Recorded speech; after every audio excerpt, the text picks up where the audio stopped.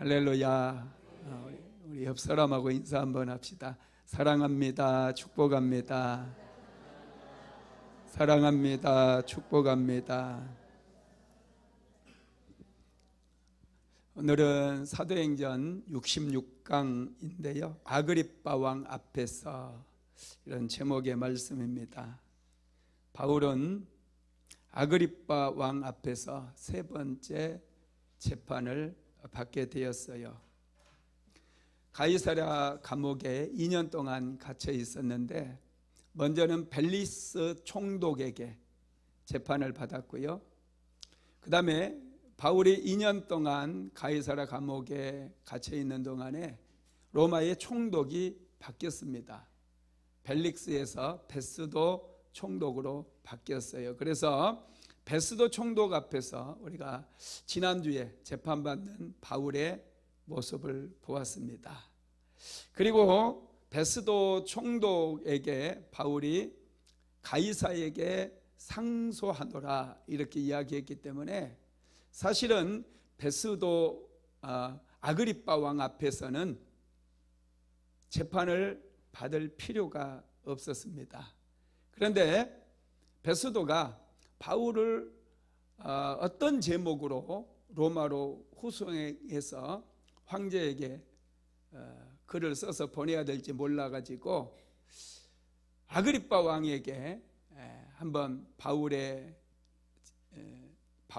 또 신문하고 바울의 제목을 좀 가르쳐달라고 아그리빠 왕 앞에서 바울이 변명할 수 있는 그런 기회를 한번 주게 되죠. 그래서 오늘은 아그리빠 왕 앞에서 사도 바울이 재판을 받지만은 사실은 바울이 안 받아도 되는 재판이에요.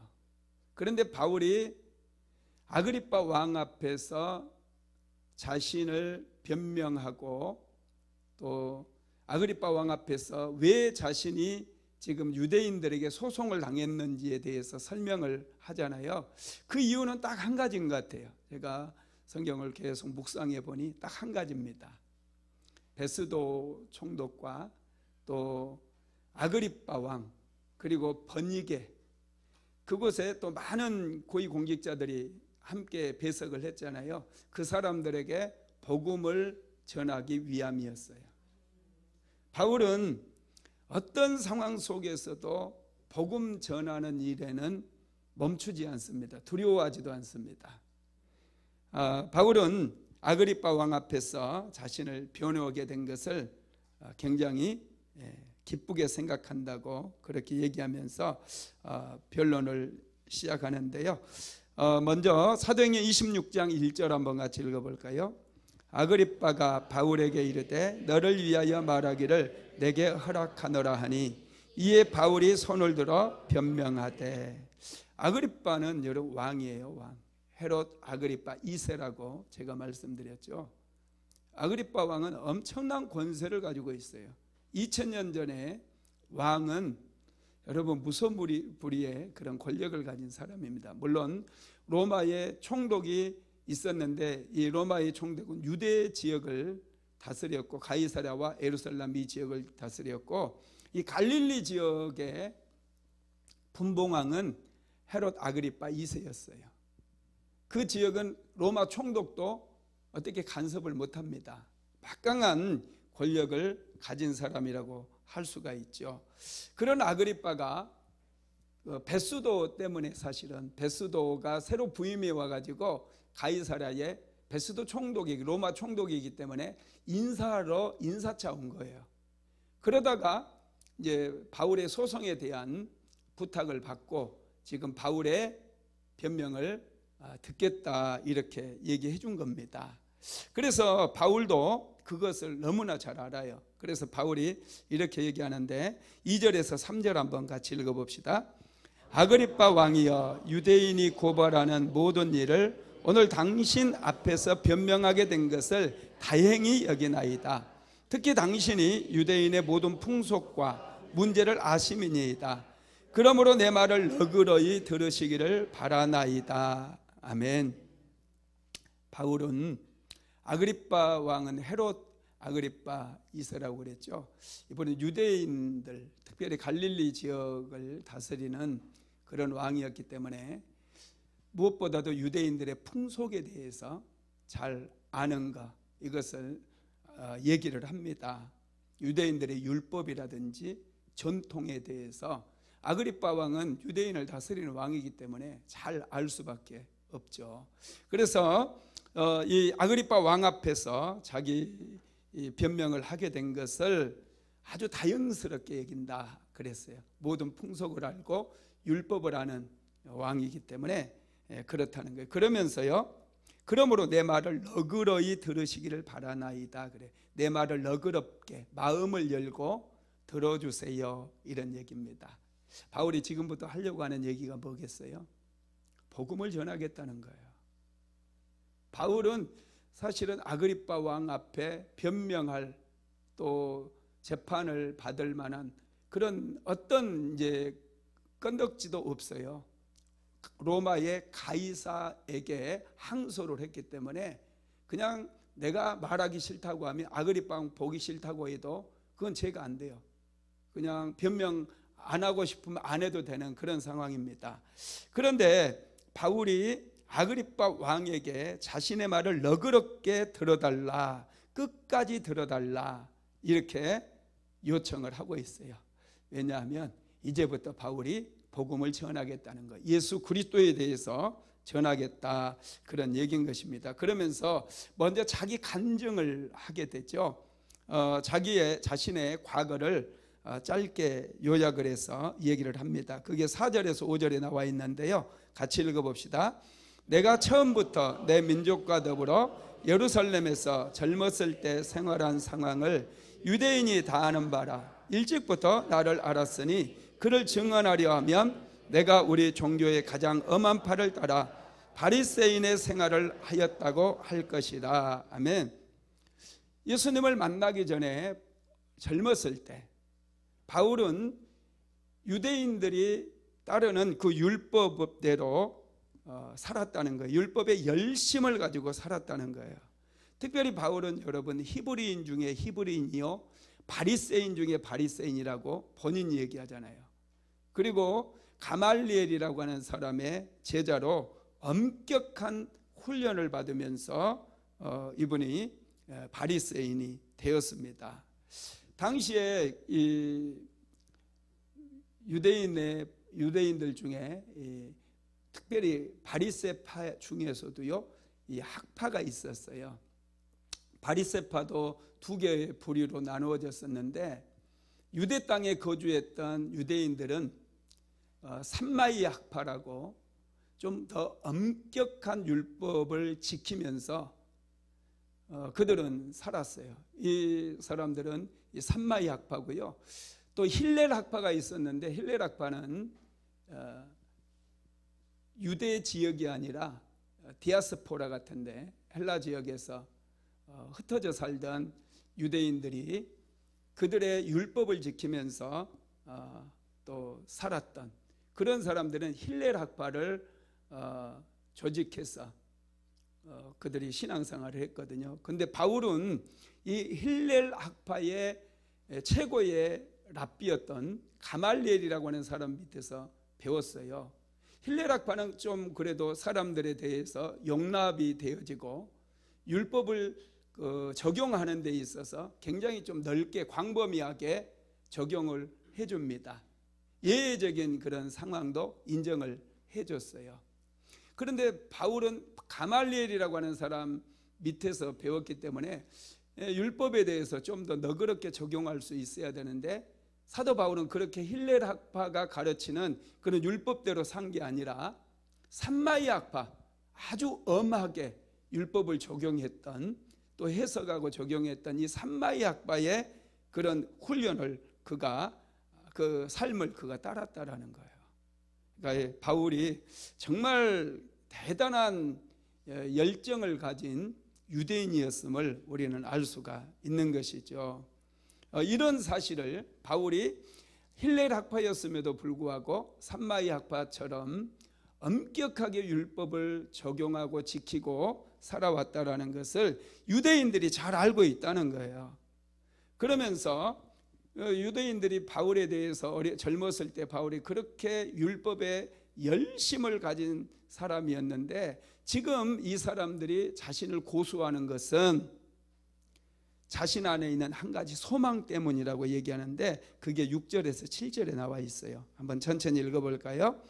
이제도 여기 서서 신문을 받는 것은 하나님이 우리 조상에게 약속하신 것을 바라는 까닭이니, 이 약속은 우리 12지파가 밤낮으로 간절히 하나님을 받들어 섬김으로 얻기를 바라는 바인데, 아그리빠 왕이여, 이 소망으로 말미암아 내가 유대인들에게 고소를 당하는 것이니이다. 아멘. 6절에 보면은 이제도 여기 서서 신문을 받는 것은 하나님이 우리 조상에게 약속하신 것을 바라는 까닭이니, 하나님께서 우리 조상들에게 약속하신 것을 간절히 바라는 까닭이 돼요. 이 약속은 우리 12지파가 밤낮으로 간절히 하나님을 받들어 섬김으로 얻기를 바라는 바인데, 그러면서 이 약속이 무엇인가?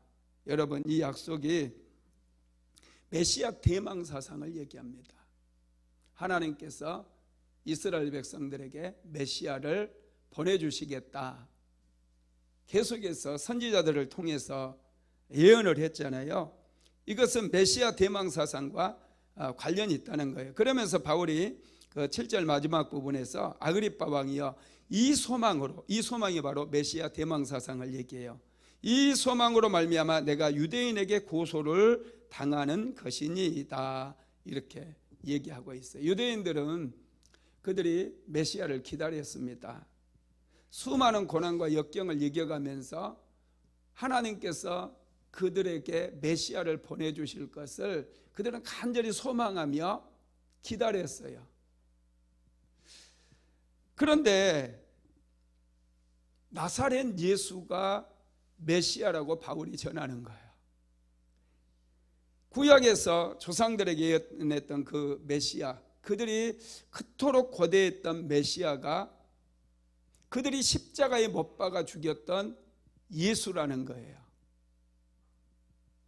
그것도 갈릴리 지역의 변방의 나사렛 촌동네에서 목수의 아들로 태어났던 바로 그분이 메시아라고 얘기하는 거예요. 그래서 유대인들은 견딜 수가 없는 거예요. 도저히 믿을 수도 없는 것이죠. 그래서 여러분, 예수님을 그들은 십자가에 못 박혀 죽게 했잖아요. 그런데 예수님께서 부활하셨다는 거예요. 부활하고 나니까 소수의 유대인들이 이분이 메시아였구나 알게 되었다라는 거예요. 부활을 목격한 사람들이. 사도 바울도 다메섹 도상에서 부활하신 예수 그리스도를 만났기 때문에 예수님이 유대인들이 그토록 오랫동안 기다렸던 메시아라고 하는 사실을 알게 된 거예요. 예수가 메시아임을 전하는 것 때문에 자신이 지금 유대인들에게 고소를 당해서 감옥에 갇혀 있다라는 것을 얘기하는 것이죠. 그리고 유대인들이 바울을 죽이려고 하는 것도, 고소할 뿐만 아니라 바울을 죽이려고 하잖아요. 그 이유도 예수가 메시아라는 사실을 전하기 때문에 죽이려 한다라는 거예요. 사도행전 26장 8절도 한번 읽어볼까요? 시작. 당신들은 하나님이 죽은 사람 다시 살리심을 어찌하여 못 믿을 것으로 여기나이까. 부활에 대해서 이제 유대인들은 귀를 닫았거든요. 믿지를 않거든요. 그러면서 만약에 하나님께서 사람을 만드시고 온 천지 만물을 지으신 분이라면은 어떻게 죽은 사람 하나 살리지 못하겠습니까? 그렇게 얘기를 하는 것이죠. 하나님은 죽은 자를 살릴 수 있다라는 거예요. 이걸 믿지 못하느냐고 그렇게 얘기를 하는 것이죠. 여러분, 그럼에도 불구하고 유대인들의 입장에서는 이건 예수가 메시아다라고 하는 사실을 도저히 받아들일 수가 없고 용납할 수가 없는 거예요. 부활하신 예수 그리스도를 만나기 전에 사도 바울도 그랬거든요. 바울도 베드로라든지 그런 사도들이 복음을 전했을 때 도저히 그것을 받아들일 수가 없었어요. 예수가 메시아라니 이건 말도 안 되는 것이다. 어떻게 예수가 메시아가 될 수 있는가? 나무에 달려 죽은 자마다 하나님께 저주를 받아서 죽었을진데 어떻게 그 사람이 메시아가 될 수 있느냐는 거예요. 나무에 달려 돌아가신 분은 절대로 메시아가 될 수 없다. 이게 유대인들의 입장이었거든요. 그런데 바울도 그렇게 믿었었는데 바울이 부활하신 예수님을 만남으로 인해서 그의 인생이 완전히 달라지게 되었다라는 것입니다. 그래서 아그리파 왕에게 이런 사실을 다시 한번 바울이 설명하는 것이죠. 한번 읽어볼까요? 9절에서 10절도 한번 읽어보겠습니다. 시작. 나도 나사렛 예수의 이름을 대적하여 많은 일을 행하여야 될 줄 스스로 생각하고 예루살렘에서 이런 일을 행하여 대제사장들에게서 권한을 받아가지고 많은 성도들 오게 가두며 또 죽일 때에 내가 찬성 투표를 하였고. 아멘. 자신도, 사도 바울 자신도 나사렛 예수의 이름을 대적했다는 거예요. 그래서 예수 믿는 사람들을 옥에 가두기도 하고 또 스데반 집사를 돌로 쳐 죽일 때 찬성표를 했다는 거예요. 자기도 율법에 열심히 있어서 얼마나 그 열심이 대단했던지 예수 믿는 사람을 감옥에 가두기도 하고 죽이는데 찬성표까지 돌렸던 그런 사람이었다라는 것이죠. 또 11절로 12절도 한번 읽어봅시다. 시작. 또 모두 내 당에서 여러 번 형벌하여 강제로 모독하는 말을 하게 하고 그들에 대하여 심히 격분하여 외국 성에까지 가서 박해하였고 그 일로 대제사장들의 권한과 이임을 받고 다메섹으로 갔나이다. 아멘. 모든 회당에서 여러 번 강제로 사람들을, 예수 믿는 사람들을 잡아다가 강제로 예수 그리스도를 모독하는 말을 하게 만들었다는 거. 안 믿겠다, 예수님을 저주하는 그런 말을 하게 하고 또 그것도 성이 안 풀려가지고, 그래도 성이 안 풀려서 외국에 있는 그 유대 땅 밖에 있는 외국까지 나가서 박해를 했다라는 것이죠. 그리고 이제는 대제사장의 권한과 이임을 받아가지고 다메섹으로 갔다는 거예요. 다메섹에도 예수 믿는 사람이 있어서 그 사람들을 잡아다 감옥에 가두기 위해서 다메섹까지 갔다는 거예요. 바울은 정말 열심히 있는 그런 율법주의자였어요. 유대인 중에서도 정말 율법적인 사람. 지금 여러분 바울을 죽이겠다고 바울을 죽이기까지는 먹지도 않고 자지도 않겠다고 맹세했던 사람이 몇 명이었어요? 40명이나 되었잖아요. 이 사람들 정말 대단한 열심 아닙니까? 사도 바울 역시도 이 사람들 못지않게 그런 율법에 대한 열성이 있었다라는 거예요. 그러다가 이번 사도 바울이 다메섹으로 가다가 예수님을 만나게 된 것이죠. 그것을 지금 아그리파 왕에게 자기 간증을 하게 됩니다. 그게 이제 13절에서 14절 나와 있는데 한번 쭉 읽어봅시다. 시작. 왕이여 정오가 되어 길에서 보니 하늘로부터 해보다 더 밝은 빛이 나와 내 동행들을 돌로 비추는지라. 우리가 다 땅에 엎드려짐에 내가 소리를 들으니 히브리 말로 이르되 사울아 사울아 내가 어찌하여 나를 박해하느냐. 가시체를 뒷발질하기가 내게 고생이니라. 아멘. 다메섹으로 가는 길에 갑자기 하늘로부터 해보다 더 훨씬 밝은 빛이 사울에게 쫙 비쳤다는 거예요. 강력한 빛으로 바울을 찾아오신 것이죠. 이 빛을 보았던 사울은 3일 동안이나 눈이 멀어버렸어요. 앞을 볼 수가 없었습니다. 이 빛은 바울만 본 것이 아니라 주변에 있었던 사람들까지 다 봤다는 거예요. 바울이 어떤 꿈을 꾸다가 그런 현상을 본 게 아니고 바울만 어떤 환상에 취해서 바울 혼자만 그 빛을 본 게 아니라 바울과 함께 갔던 모든 동행자들도 하늘로부터 강렬하게 비치는 그 빛을 보았다는 거예요. 그리고 바울이 쓰러졌을 때 하늘로부터 하나님의 음성이 들렸다는 거죠. 사울아 사울아 내가 어찌하여 나를 핍박하느냐 가시채를 뒷발질하기가 내게 고생이라 이렇게 얘기했다는 거예요. 여러분 사울아 사울아 내가 어찌하여 나를 핍박하느냐 이렇게 말씀하시면서 사도행전 9장인가요? 거기에 보면 사울이 다메섹 도상에서 예수님 만나는 장면 나오잖아요. 거기에는 이 가시채를 뒷발질하기가 내게 고생이라 이 말은 안 나오거든요. 여러분 가시채를 뒷발질하기가 내게 고생이라 이게 무슨 뜻인 줄 아시겠어요? 한마디로 쉽게 얘기하면 바위를 돌로 빵 차면은 누구만 아파요? 내 발만 아프다는 거예요. 가시덤불을 발로 뻥 차면 내 발만 아파요. 가시에 찔려가지고 내 발만 아프다는 것이죠. 근데 여러분 이것은 속담이에요. 이스라엘의 하나의 속담으로 뭐냐면 소가 말을 듣지 않고 소를 이제 끌고 짐을 싣고 가는데 소가 그냥 풀을 먹으려고 그냥 길로 안 가고 이 풀 있는 대로 가버리면 주인이 어떻게 해요? 가시채를 가지고 있다가 소를 탁 때리는 거예요. 그러면 소가 풀을 먹으려고 했다고 가시채로 딱 때리니까 얼마나 아프겠어요. 그러니까 열받아가지고 뒷발질을 딱 하는 거예요. 그러면 여러분 주인이 어떻게 하겠어요? 한 번 더 내리치는 거죠. 뒷발질 하면은 지가 또 더 맞는 거예요. 계속 뒷발질만 하고 있으면 주인이 열받아가지고 이 아픈 가시채로 소를 더 때리는 것이죠. 그것을 얘기를 하는 거예요. 사도 바울도 이 말씀을 할 때쯤에 이 바울은 다메섹 도상에서 예수를 만날 때쯤에 상당히 어떤 고민이 있었던 것 같아요.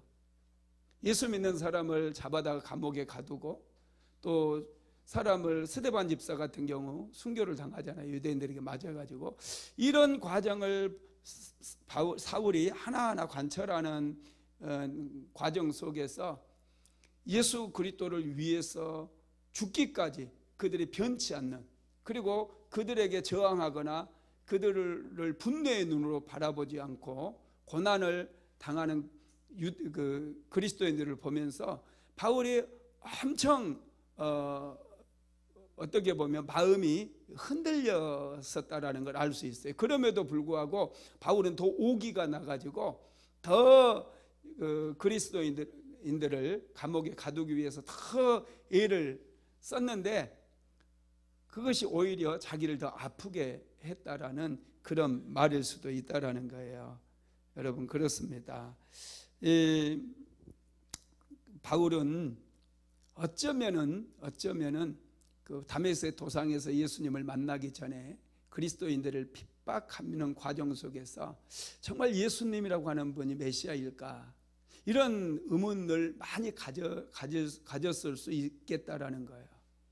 그러면서 그의 마음이 많이 흔들렸었는데 하나님께서 찾아오셔서 바울에게 사울아 사울아 내가 어찌하여 나를 핍박하느냐 이 말을 들었을 때 이제 본인이 그렇게 예수 그리스도에 대한 어떤 흔들림이 있었지만 그거 무시하고 더 예수님을 믿는 사람들을 핍박하고 감옥에 가두려고 했던 자신의 모습을 이제 빗대서 얘기를 한 것 같아요. 가시채를 발길질하기가 더 힘들다는 거, 그 부분에 대해서 말씀했던 것 같아요. 하여튼 바울이 쓰러져 있을 때 예수님께서 바울에게 계속 말씀하시잖아요. 바울이 주님 누구십니까? 이렇게 대답했을 때 나는 내가 박해하는 예수라 이렇게 얘기하면서 계속해서 얘기하는 장면이 16절에서 18절에 계속 나오거든요. 한번 읽어봅시다. 시작. 일어나 너의 발로 서라. 내가 내게 나타난 것은 곧 내가 나를 본 일과 장차 내가 내게 나타날 일에 너로 종과 증인을 삼으려 함이니 이스라엘과 이방인들에게서 내가 너를 구원하여 그들에게 보내어 그 눈을 뜨게 하여 어둠에서 빛으로 사탄의 권세에서 하나님께로 돌아오게 하고 제사함과 나를 믿어 거룩하게 된 무리 가운데서 기업을 얻게 하리라 하더이다. 아멘. 바울이 큰 빛을 보고 쓰러져 있었어요. 주여 네 시온이니까 나는 내가 박해하는 예수다, 이렇게 말씀하시고 나서 예수님께서 계속해서 바울에게 말씀하시는데, 일어나 너의 발로 서라. 내가 내게 나타난 것은 곧 내가 나를 본 일과 장차 내가 내게 나타날 일에 너로 종과 증인을 삼으려 하매니, 이렇게 이제 쭉 말씀하시면서 16절에서 18절까지 사울에게 세 가지를 말씀하는데요. 첫 번째가 일어나 네 발로 서라 그래요. 주저하지 말고 이제는 한 가지 목표를 향해서 일어나라는 거예요. 우리는 자꾸 주저할 때가 많거든요. 또 자꾸 생각해요. 분명하게 예수님께 찾아오셨는데 내가 잘못 본 거 아닌가, 잘못 들은 거 아닌가. 그래서 바울에게 주저하지 말고 일어나 내 발로 서라, 바로 명령을 해요. 예수님, 부활하신 예수님께서. 그리고 두 번째로는 너를 종과 증인으로 삼겠다, 이렇게 말씀하십니다. 바울을, 예수 믿는 사람들을 잡아다가 감옥에 가두고 그렇게 핍박했던 바울을 자신의 종과 증인으로 삼겠다고, 하나님께 사용하시겠다고 그렇게 말씀을 하시는 거예요. 그리고 세 번째로는 이방인에게 너를 보내겠다고 말씀하시는 거예요. 여러분, 이방인들에게 보내는 이유도 세 가지인데요. 그 사람들의 눈을 뜨게 해서 어둠에서 빛으로 오게 하기 위해서, 또 사탄의 권세에서 하나님께로 돌아오게 하기 위해서, 세 번째는 예수 믿고 제사함 받아 거룩한 무리가 되게 하기 위함이라는, 그래서 이 목적을 가지고 예수님께서 바울을 직접 찾아오셨다는 거예요. 만나 주셨다는 거예요. 이제 사도 바울은 모든 것이 분명해져 버렸어요. 예수님을 만나고 나서 모든 것이 분명해졌습니다. 예수님께서 인도하시는 대로 따라가기만 하면 된다라는 것이죠. 그래서 지금 바울은 아그리빠 왕에게 이렇게 얘기하는 거예요. 부활하신 예수님께서 너는 일어나서 내 발로 일어서라. 너는 나를 본 것과 앞으로 내가 내게 부탁한 일에 대한 종과 증인이 될 것인데, 너는 이스라엘과 이방인들에게 가서 그들의 눈을 뜨게 하고 어둠에서 빛으로 마귀의 권세에서 하나님께로 돌아오게 하는 일을 하게 될 것이다. 분명한 사명을 바울에게 주셨다는 거예요. 그래서 자신은 예수님의 인도를 받아서 지금까지 열심을 다해서 예수가 메시아이고 예수님이 그리스도라는 사실을 전했다는 거예요. 그런데 유대인들이 지금 자신을 죽이려 하고 핍박하고 감옥에 가두었다고 바울이 이야기를 하고 있습니다. 그러면서 이제 아그리빠 왕에게 이렇게 얘기하죠. 그게 19절에서 21절에 나와 있는데 한번 같이 읽어봅니다. 아그리빠 왕이여, 그러므로 하늘에서 보이신 것을 내가 거스르지 아니하고 먼저 다메섹과 예루살렘에 있는 사람과 온 유대 온 땅과 이방인에게까지 회개하고 하나님께로 돌아와서 회개에 합당한 일을 하라 전함으로 유대인들이 성전에서 나를 잡아 죽이고자 하였으나. 아멘. 하나님께서 보여주신 것을 내가 불순종하지 않고 거스르지 않고 다메섹에서도 예루살렘에서도 또 온 유대 땅에 그리고 이방인들에게까지 다니면서 회개하고 예수를 믿으라고 전했었는데, 그것 때문에 지금 자신이 그 감옥에 갇히게 되고 재판을 받게 되었다는 거예요. 여러분, 정말 놀랍지 않습니까? 이렇게 이제 바울이 그 아그리빠 왕에게 사실은 자기 변증을 하는 것이지만 아그리빠 왕에게 지금 전하고 싶은 게 있어요. 그건 예수 그리스도거든요. 지금 계속해서 자기 자랑을 하는 게 아니에요. 바울은 자신을, 그렇게 율법의 열심이었던 자신을 변화시키셨던 예수님, 부활하셔가지고 하늘에 오르신 예수님께서 자신을 찾아오셔서 자신에게 사명을 맡겨주신 그런 일들을 지금 아그리빠 왕에게 전하고 있는 거예요. 그때 이 바울의 변증을 들은 사람들의 반응이 아주 굉장한데요. 먼저 베스도는 굉장한 충격을 받습니다. 한번 읽어봅시다. 24절 시작. 바울이 이같이 변명하매 베스도가 크게 소리내어 이르되 바로다 내가 미쳤도다.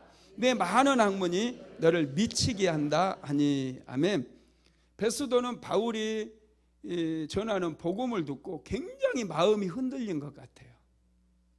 마음이 흔들렸어요. 바울이 복음을 전할 때 그곳에 강력한 어떤 성령의 역사가, 성령의 임재하심이 나타난 것 같습니다. 그러다 보니 베스도가 굉장히 충격을 받았어요.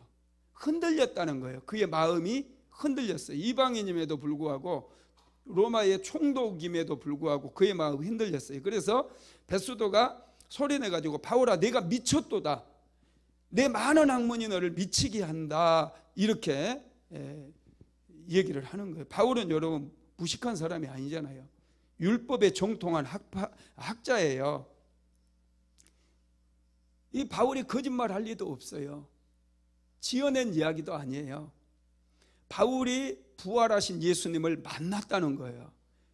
자신을 빛 가운데서 찾아오신 예수님을 만나서 사울아 사울아 어찌하여 나를 핍박하느냐 이렇게 말씀했다는 거예요. 총독 베스도는 이 말을 들었을 때 굉장히 충격을 받아요. 로마에서는 여러분 그런 부활하신 그런 예수님을 어떻게 들을 수 있었겠어요? 로마의 신들은 그리스의 영향을 받아가지고 잡신들이거든요.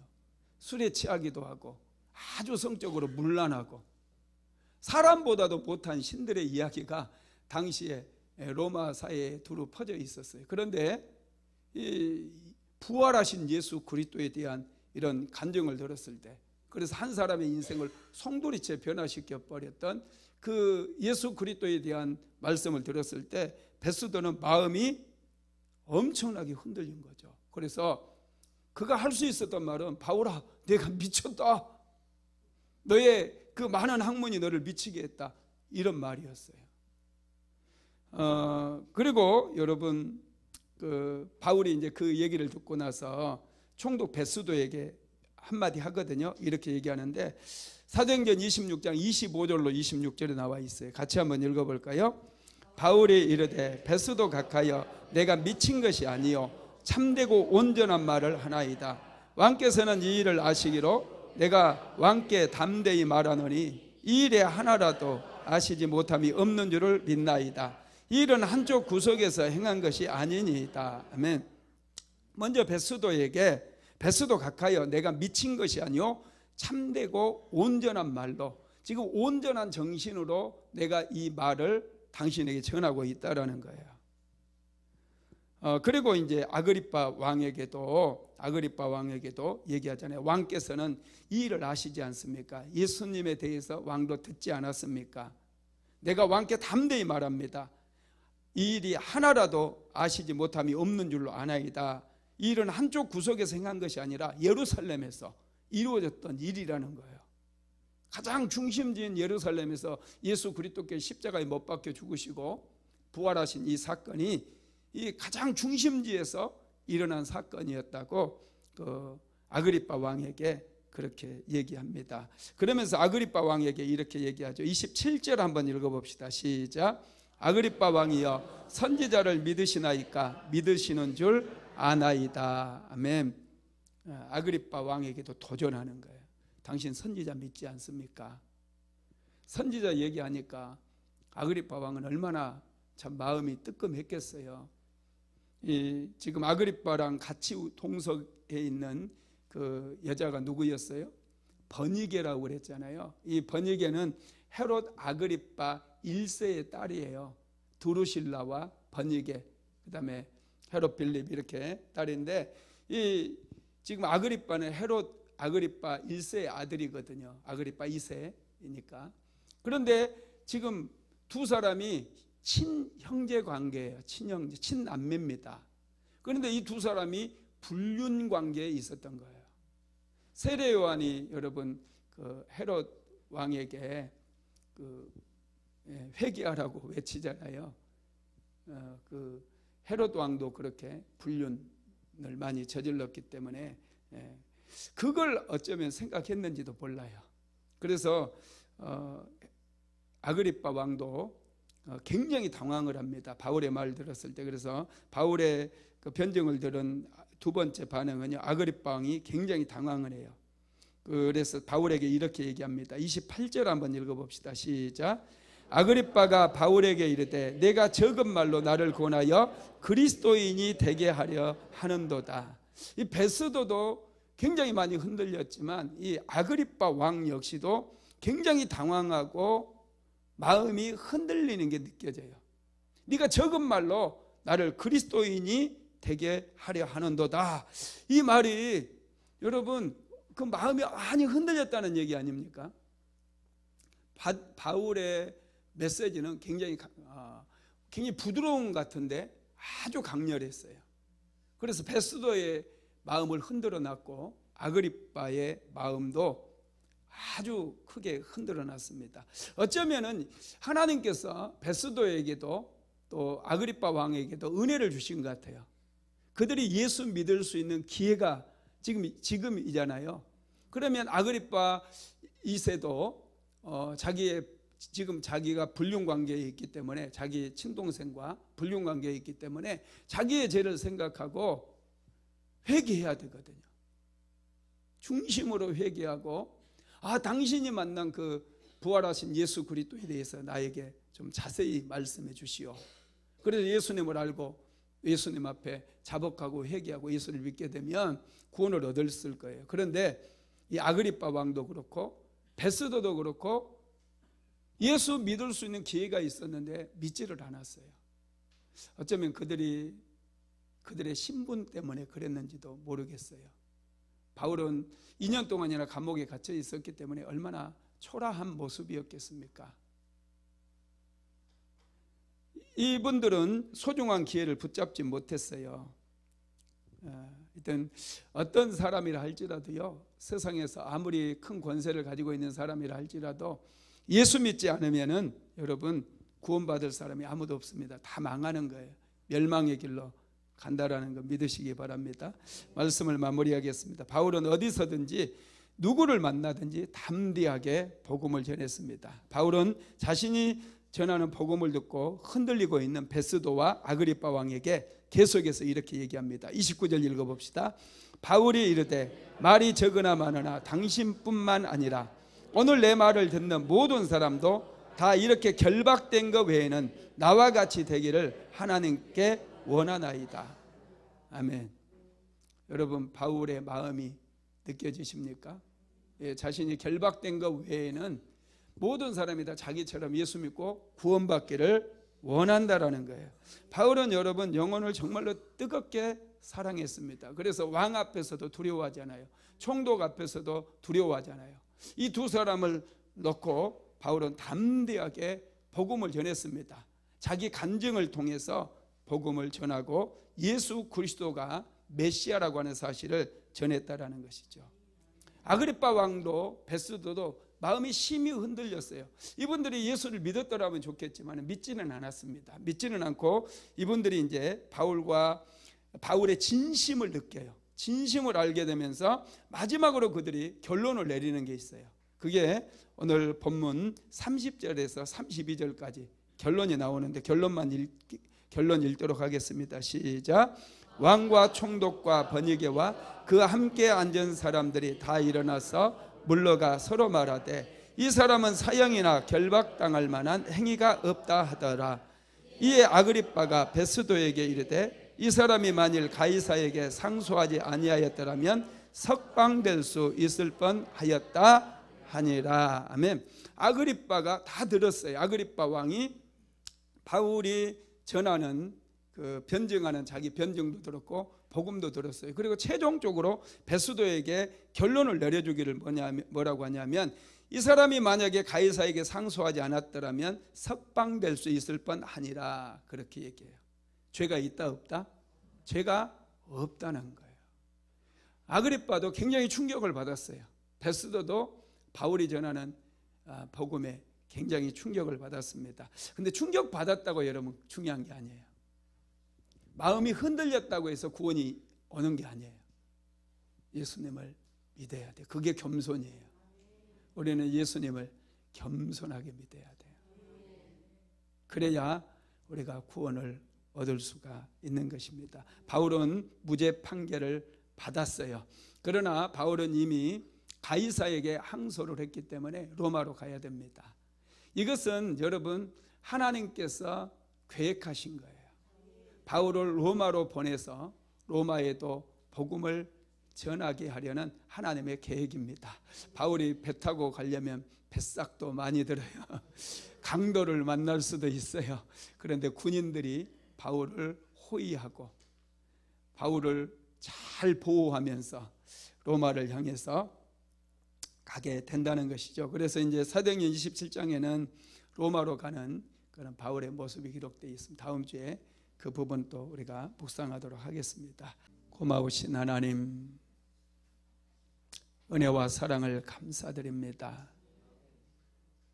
사도 바울은 베스도 총독 앞에서도 아그리빠 왕 앞에서도 그는 담대했습니다. 누구를 만나든지 자신이 만났던 예수 그리스도의 복음을 전했습니다. 그들이 비록 구원을 얻지 못한다 할지라도 그들의 귀에 예수 그리스도의 복음을 전해 주었습니다. 오늘 우리들에게도 은혜를 베풀어 주셔서 누구를 만나든지 담대함으로 복음을 전할 수 있도록 우리에게 용기도 주시고 믿음을 더하여 주시옵소서. 우리의 믿음이 연약합니다. 우리의 믿음이 날로 날로 성장할 수 있도록 주 예수님 도와 주시옵소서. 오늘 또 사모하는 마음으로 주님 앞에 나온 당신의 사랑하는 백성들을 축복합니다. 하늘의 문을 여시고 우리 주님 축복하여 주옵소서. 저들의 기도하는 것들 응답받게 하시고 인생의 문제들이 온전히 해결되어서 승리의 계가를 부를 수 있도록 주님 축복하여 주시옵소서. 예수님의 이름으로 기도드리었습니다. 아멘.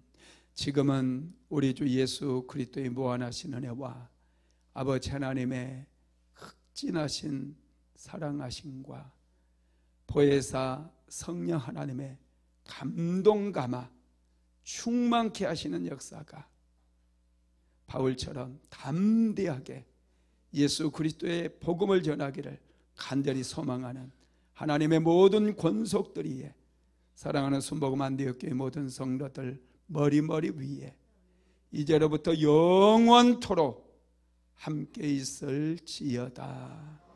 아멘.